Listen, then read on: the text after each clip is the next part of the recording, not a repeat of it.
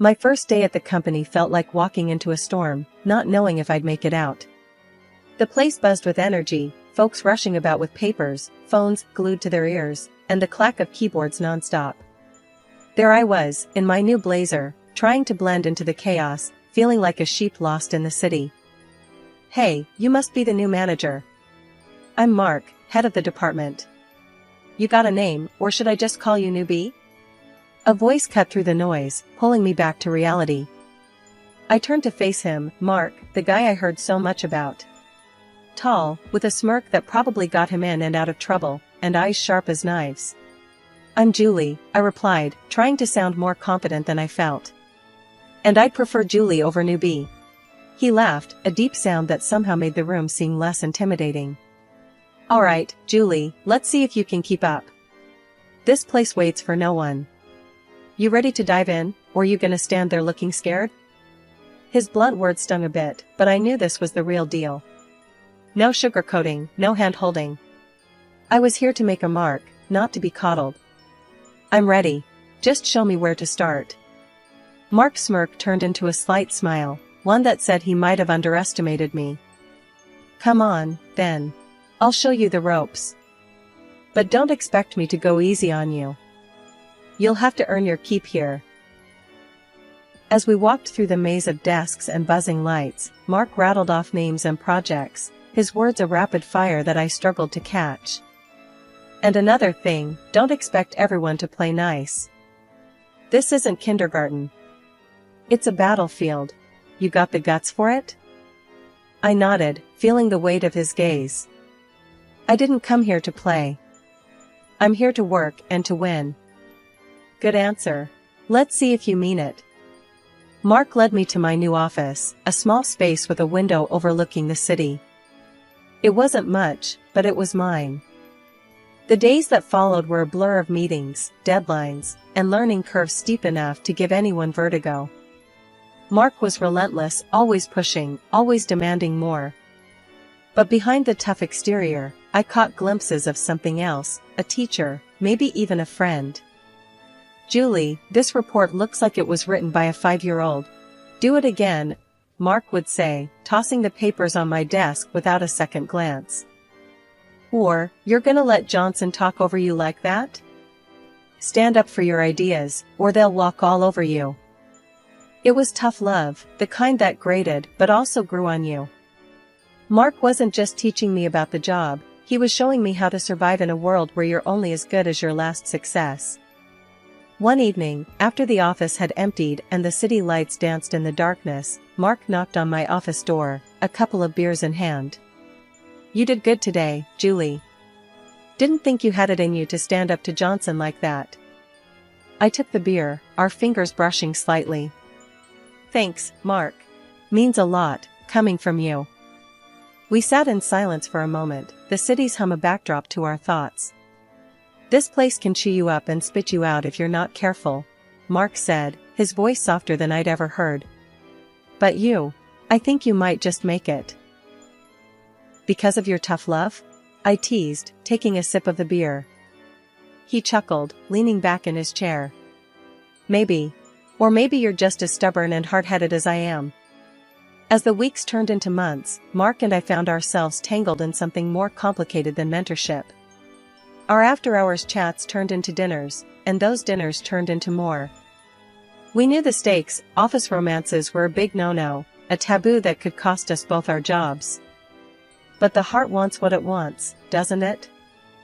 "Julie, we're playing with fire here," Mark would whisper, his voice heavy with a mix of desire and caution, after one of our secret meetups. "I know, but I can't help it," I'd respond, my heart racing, feeling the thrill and the danger all at once. "Let's just keep this between us. No one has to know." And so, our secret affair began. We became experts at hiding our feelings in the daylight, saving them for the shadows where we could be ourselves, if only for a moment. The risk made everything more intense, but it was a game of Russian roulette. Every stolen kiss, every whispered promise, was a bullet in the chamber, and we were both playing with the trigger. Life's funny, you know? One minute, you're sneaking around, trying to hide your love like it's some kind of contraband, and the next, you're facing a moment that could change everything. That's exactly how it went down with Mark and me. It was a Thursday evening, the kind of evening that didn't seem special until it suddenly was. We were at my place, a modest apartment that had become our little sanctuary away from the prying eyes of the world. The air was filled with the smell of the spaghetti I had cooked, a simple dish, but Mark swore it was the best he'd ever had. "Julie, you know, this sneaking around is getting old," Mark said out of the blue, his fork pausing mid-air. His voice was casual, but his eyes were anything but. I chuckled, thinking he was about to crack a joke. "What do you suggest, a billboard announcing Mark and Julie's love shack?" He didn't laugh. Instead, he put his fork down and took my hand, his touch sending a familiar thrill up my arm. "I'm serious, Julie. I've been thinking. Why don't we just make this official? Marry me, Julie. Let's stop hiding." The words hit me like a bolt of lightning. Marry him? Was he serious? My heart started racing, and a part of me wanted to say yes, before my brain could catch up. But then, reality kicked in. "Mark, you know we can't. The company." "Screw the company," he cut in, his usual calm replaced with a passion I hadn't seen before. "I love you, and I'm tired of pretending like you're not the most important part of my life. We'll figure it out. We always do." His words, so raw and honest, melted any reservations I had. How could I say no to a man who was willing to risk it all for us? "Yes," I whispered, the word barely making it out, before Mark pulled me into a kiss that sealed our promise. The next day was a whirlwind. We knew we had to face the music and tell our boss about our decision. The company had strict rules about relationships in the workplace, and one of us would have to leave. But at that moment, nothing felt impossible as long as we were together. "Mr. Reynolds, we have something to tell you," Mark started, his hand gripping mine under the table as we sat across from our boss in his imposing office. Mr. Reynolds looked up from his paperwork, his gaze sharp. "I'm listening." Mark squeezed my hand, a silent source of strength, and then laid it all out. "Julie and I are getting married. We know the company's policy, and we're prepared to deal with the consequences." Mr. Reynolds didn't seem surprised. If anything, he looked like a man who had seen it all. "I appreciate your honesty. You know the rules. One of you will have to resign." Mark was quick to lay down how it was going to be, his voice firm, brooking no argument. "It's going to be Julie who resigns. I've got the career and the salary that we need to keep things going strong. She'll stay home, take care of our future." I didn't say anything at first, the weight of his words sinking in. Part of me wanted to argue, to say we should find another way. But then, the resolve in Mark's eyes told me this was the decision he believed was best for us. "All right," I said finally, my voice steady. "If that's what we've decided, then I'll resign." The ride back from Mr. Reynolds' office was quiet, both of us lost in our thoughts. Mark kept trying to reassure me, saying it was for the best, but the silence between us spoke volumes. "Julie, you know this is the right move, right? My job's the stable one. It just makes sense," Mark finally said, breaking the silence as we stood at the door of our shared future. I looked up at him, searching his face for any sign of doubt. But all I saw was certainty. "I know, Mark. It's just a big change, that's all. But we'll make it work. We always do." The honeymoon phase in our suburban home didn't last long. At first, it was all laughter and shared dreams, but then the atmosphere started to change, and not for the better. Mark began to show a side of him I hadn't seen before, a side that expected everything to be just so, perfect and without a single flaw. One evening, as I was trying to get dinner ready after spending the day cleaning the house, Mark came home early. The house smelled like the roast I had in the oven, and I thought it would cheer him up. I was wrong. "Julie, what's this?" Mark's voice cut through the quiet of the kitchen, sharp and cold. I turned to see him holding a plate with a slight frown. "It's dinner, Mark," I tried a new recipe I thought you'd like, I said, trying to keep my voice steady. The tension in the air was thick enough to slice. He took a bite and immediately made a face. This is what you call dinner? It's bland. Can't you do anything right? He dumped the plate into the trash with a clatter that made me jump. I felt a sting of tears in my eyes, but I fought them back. I'm sorry, Mark. I'll make something else, I murmured, turning back to the stove, my hands shaking slightly. No, forget it. I'm not hungry anymore. His words were a dismissal, and he stormed off to the living room, leaving me alone with my failed dish and a sinking heart. But it didn't stop there. Mark's demands grew by the day. If a shirt wasn't ironed to his liking, it ended up thrown on the floor. If he found a single speck of dust, he'd make a show of wiping it up with his finger and then wave it in front of my face. What do I keep you around for if you can't even keep the house clean? He'd say, and each word felt like a slap. One night, he came home late to find me asleep on the couch, waiting up for him. The TV was still on, a low hum in the quiet room. He woke me up, not gently, but by snatching the blanket away. Why are you sleeping?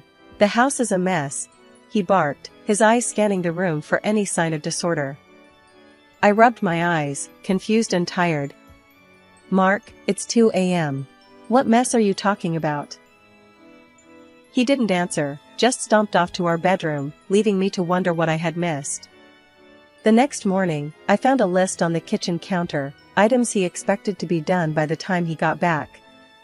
It was like living with a ticking time bomb, never knowing what would set him off next. I tried to talk to him about it one evening, tried to understand where all this was coming from. Mark, can we talk? It feels like you're always angry with me. What's going on? He just looked at me, cold and distant. There's nothing to talk about. I work all day, and I expect to come home to a clean house and a decent meal.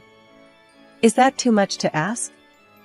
But I'm trying my best, I said, my voice barely above a whisper. Clearly, your best isn't good enough. And with that, he left the room, leaving me standing there, feeling smaller and more alone than ever. My attempts to stand up for myself didn't go unnoticed, but they sure didn't go unpunished either. After one particularly heated argument where I dared suggest a divorce, thinking maybe the threat of it would shake him up, he retaliated in a way I hadn't expected. You want to play tough, Julie? Fine. Let's see how you manage without access to the bank accounts. Mark spat out, his face twisted in anger. The next day, I found out he wasn't bluffing. My card was declined at the grocery store, leaving me mortified and empty-handed. When I confronted him about it, his response chilled me to the bone. Learn your place, Julie. You don't threaten me. You need to understand who's in charge here. Stuck in a house with dwindling supplies, I felt my independence slipping away. Mark carried on as usual, unaffected, dining out for lunch and dinner, while I was left to scrounge around for whatever was left in the pantry. Feeling desperate, I broached the topic of divorce again, hoping maybe this time it would bring some sense into him. Surprisingly, it did, but not in the way I expected. Divorce? Are you out of your mind? Do you have any idea what that would do to my reputation? He hissed. Yet, the day after that conversation, Mark did a complete 180. He came home with flowers, something he hadn't done since our early days, and even arranged a romantic dinner at home, just for the two of us. For a moment, I let myself believe that maybe, just maybe, this was the turning point. Maybe he realized what he stood to lose.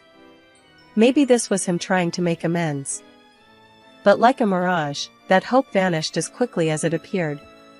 The gentle, attentive man who brought me flowers was gone, replaced once again by the cold, demanding stranger I'd come to live with. It was a cruel game of emotional whiplash, one that left me more confused and isolated than ever.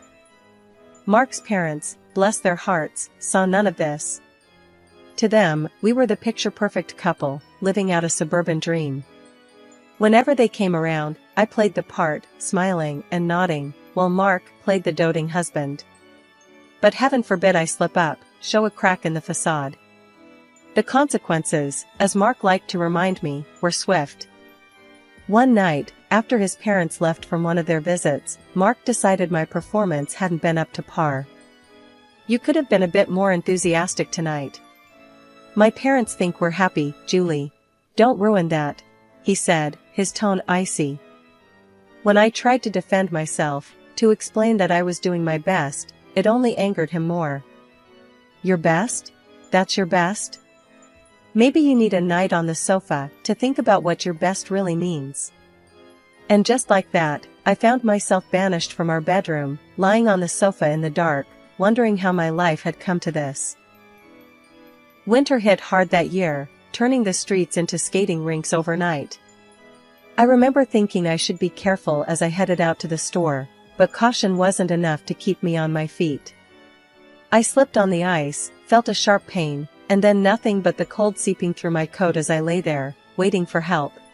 Passers-by were quick to call an ambulance, and I spent the day in a blur of x-rays and doctors telling me I'd broken my leg. By the time they put me in a cast and sent me home, it was already dark. I tried calling Mark from the hospital, tried to tell him what happened, but all I got was his voicemail. So, I sent him a message and hoped he'd understand. The taxi dropped me off at our house, and I hobbled to the door, leaning heavily on my crutches. The moment Mark opened the door, I knew something was wrong. His face was twisted in anger, not concern. "Where have you been? I come home to no dinner, and you're nowhere to be found," he barked, before even greeting me. I was in shock, pain throbbing through my leg, as I tried to explain. "Mark, I broke my leg. I've been in the hospital all day. Look." I lifted the edge of my coat to show him the cast, thinking surely this would soften his anger. But it didn't. "Excuses, Julie. Always excuses with you. A broken leg is no reason for laziness," he snapped back, as if my injury was a personal inconvenience to him. Tears pricked my eyes, not just from the pain but from the utter disbelief. "Mark, I can't cook or clean properly like this. Maybe we could hire an au pair, just for the 3 months until I'm better?" His response was a laugh, short and bitter. "Spend my money because you can't do your duties? No way. You'll just have to manage." And just like that, I was left to fend for myself. Cooking was a nightmare, each step a new level of pain. Cleaning was even worse, trying to balance on crutches while wiping down surfaces and sweeping floors. Mark watched me struggle every day, offering no help, only criticism if something wasn't up to his standard. That was my breaking point. Not the fall, not the broken leg, but the realization that the man I married had so little compassion, so little love left for me. I was more than just hurt, I was broken, not just physically but deep down where it mattered most. It was a day like any other, or so I thought, hobbling around on one leg, trying to keep the house up to Mark's impossible standards. The pain was a constant companion, but on that day, it was overshadowed by a growing sense of defiance. I'd reached my limit, fed up with the way Mark treated me, especially after the incident with the trash. I'd forgotten to take it out, a simple mistake, but Mark turned it into a spectacle. He came home, saw the full trash can, and without a word, dumped it right there on the floor next to me. "Clean it up," he ordered, his voice cold as ice. I did as he said, fighting back tears, the pain in my leg burning with each step I took to tidy his mess. That night, I couldn't sleep, thoughts racing through my head. By morning, my decision was made. I confronted him with divorce papers, my hand trembling, but my resolve firm. Mark just laughed, a sound that made my blood boil. "You think you can scare me with divorce?" he scoffed, taking the papers, but not looking at them. "This time I'm not scaring you, Mark. I'm serious," I said, meeting his gaze, trying to convey just how much I meant it. His laughter stopped, replaced by a smirk. "Fine, I'll sign them. But let's do this properly, go to a lawyer in the city." I should have known it was too easy, too smooth. But I was desperate to be free, to end this nightmare. So, I agreed, and we drove together. Halfway there, on the highway, he pulled over, mumbling some excuse about the wheel needing air. "Get out for a sec," he said. I trusted him. I got out. And then, before I could even realize what was happening, he drove off, leaving me there, alone and stranded with my broken leg in the biting cold. Panic set in, but I had to act. I called him, using the recording function on my phone, because I needed evidence, proof of this cruelty. "Mark, come back. This isn't funny," I said, my voice shaking from cold and fear. His laughter crackled through the phone, icy and sharp. "Facing the consequences of your decision, Julie. You want to be independent? Solve this yourself." And then he hung up. I was left standing there on the side of the road, cars whizzing by, my heart sinking. Betrayed, abandoned, but most of all, determined. That's when a car pulled up. To my surprise, it was my former boss, Mr. Reynolds, who also happened to be Mark's boss. His brow furrowed in concern as he rolled down the window. "Julie, what on earth are you doing out here, especially in this condition?" he asked, his voice laced with worry. I hesitated, not sure where to start or how much to share. But then, the floodgates opened. I told him everything, how Mark had been treating me, the accident, and finally, how he left me stranded on the side of the highway with a broken leg. The words poured out, raw and unfiltered. Mr. Reynolds' expression darkened with each word I said. "This is unacceptable, Julie. Get in the car. We're going to sort this out," he said, his tone leaving no room for argument. He drove me to his office, offering me a hot coffee that warmed my hands, but couldn't touch the chill in my bones. After I settled in, he excused himself for a moment. I didn't know what he planned, but I trusted him. He returned shortly, mentioning he had invited Mark over under the guise of an urgent meeting. When Mark walked in and saw me, his face went white as a sheet. "Julie? What?" "Sit down, Mark. We have a lot to discuss," Mr. Reynolds interrupted, his voice calm, but with an edge that made Mark comply without a word. Mr. Reynolds didn't mince his words. "Mark, I've been informed of your behavior, both as a husband and indirectly as an employee. It's inexcusable. I can't have someone who exhibits such cruelty on my team. You're fired." Mark tried to defend himself, throwing a panicked look my way. "Julie, tell him you're exaggerating. This is just a misunderstanding." That's when I played the recording of our last conversation, the one where he laughed after abandoning me on the highway. The room fell silent as my voice and Mark's laughter filled the space. There was nothing left for him to say. He knew it, I knew it, and Mr. Reynolds knew it. Mark left the office, head hung low, the finality of the situation settling around us like a heavy cloak. Mr. Reynolds turned to me, his expression softening. "Julie, I'm so sorry you went through this. If there's anything I can do..." "Thank you, Mr. Reynolds. Just this. Listening to me, believing me. It's more than I could have asked for," I said, the weight of the past months starting to lift ever so slightly. He nodded, understanding. "You're welcome here, Julie. Take some time to heal, and if you ever want to come back, your job is waiting for you." Finally, it was over. The court didn't just grant me the divorce, they ordered Mark to pay me $100,000 for all the hell he put me through. Having that recording was a game changer. It was the undeniable proof that swung everything in my favor. When Mark's parents heard the whole story, they couldn't even look him in the eye. They came to me, all apologies and sorrowful faces.